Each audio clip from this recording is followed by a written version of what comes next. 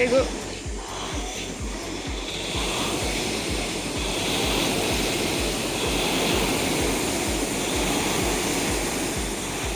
So I had a party at the gym today and I was celebrating the 2000 meter countdown to Bliss. In all seriousness, I do a 2000 meter row once a week. That's my weekly time trial to stay in good shape. And the goal for today's TT is to keep it at 1:44 pace so that I can hit 6:56 for the effort. Now my previous best before this was a 6:59.5, so I'm trying to beat it by about 3.5 seconds. To give a bit of context, I started the gym 2 months ago, and at that time when I just started the rowing machine, I did a 2000 meter time trial and I was barely able to get 8 minutes. So I've improved by more than a minute, and I must say that the jump from 8 minutes to 7 minutes is a hell of a lot easier than the jump from 7 minutes to 6 minutes. The exponential factor is quite extreme on this machine. You might want to know how fast the best guys in the world row the 2000 meters. So the world record is 5:35.8, and that's a 500 meter split of 1 minute 24 seconds. To give you an idea of just how difficult that is, I usually do 10 strokes as hard as I can every morning for warm-up before I hit the weights, and my fastest split is 1:26, so I can't even do one stroke at the pace that the world record is at. To be fair, rowing, like other endurance sports, is a power to weight based sport. So if you're lighter, you're not going to produce as much power as a heavier guy, and the guy who has the world record is 98 kilos. As of this video, I weigh 75 kilos, so I'm definitely a lightweight. Lightweight, baby! Whoo! Yeah, buddy! It's actually interesting watching this video play back because I can see a bit of a flaw in my technique. When I pull the bar, it seems that it gets pulled at a bit of an angle. I don't know if it's the camera angle doing that, but the left side is higher than the right side. So next time I get on the machine, I'll definitely pay more attention to that and try to fix it. You might be wondering why I do time trials on the rowing machine instead of outside in the fresh air running. Well, with the running I get injured quite easily, whereas on the rowing machine obviously there's very little impact, so you're not going to get injured. And the reason I get injured with the running is because of the pronation. My feet are just really not aligned well, and as a result it causes some issues. Another thing that I like about the rowing machine is that it's almost a full body workout. Apparently it works 85% of the muscles in your body, which is really cool. Coming up to halfway soon in this video, which is 1000 meters.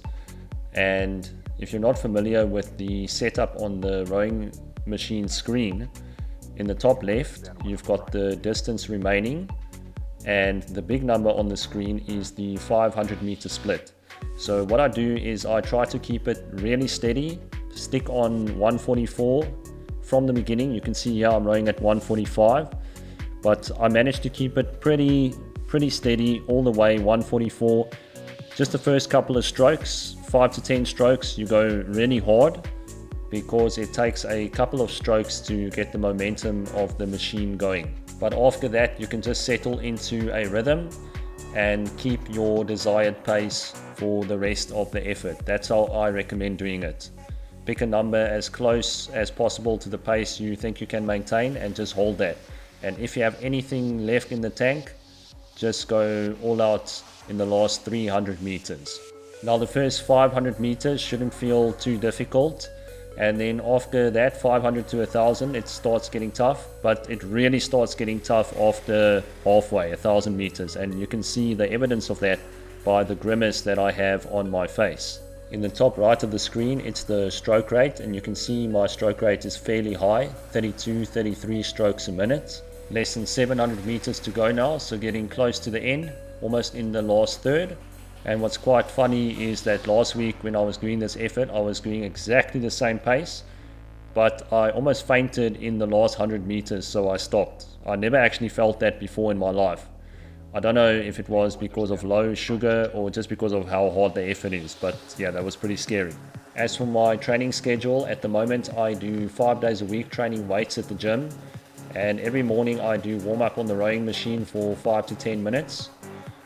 And in addition to that, I also ride to my work and back, so that's 36 k's a day. It takes about 75 minutes, so it's a good amount of training on a daily basis. And then on the Saturday, it's my weekly rowing time trial.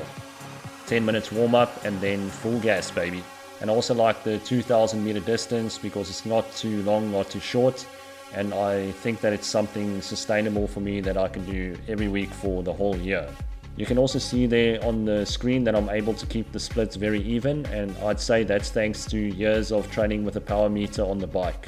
At this point I'm bang on 144 pace and I'm heading into the last 300 meters, so this is the point where if I have anything left, then I will certainly give it.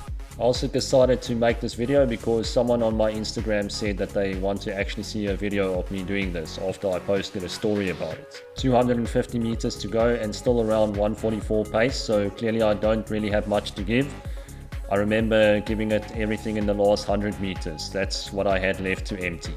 If you're curious about the level that I'm at on the rowing machine, it's intermediate level if you just take the raw time, but if you actually factor in the weight on rowinglevel.com, it gives me a time of 6:12.9, and that is elite level. So I'd like to believe I'm not doing too shabby for someone who works a 9 to 5. Alright, so it's less than 100 meters to go now, and it's everything I got. 143, 141, 140. Come on, push, push, push.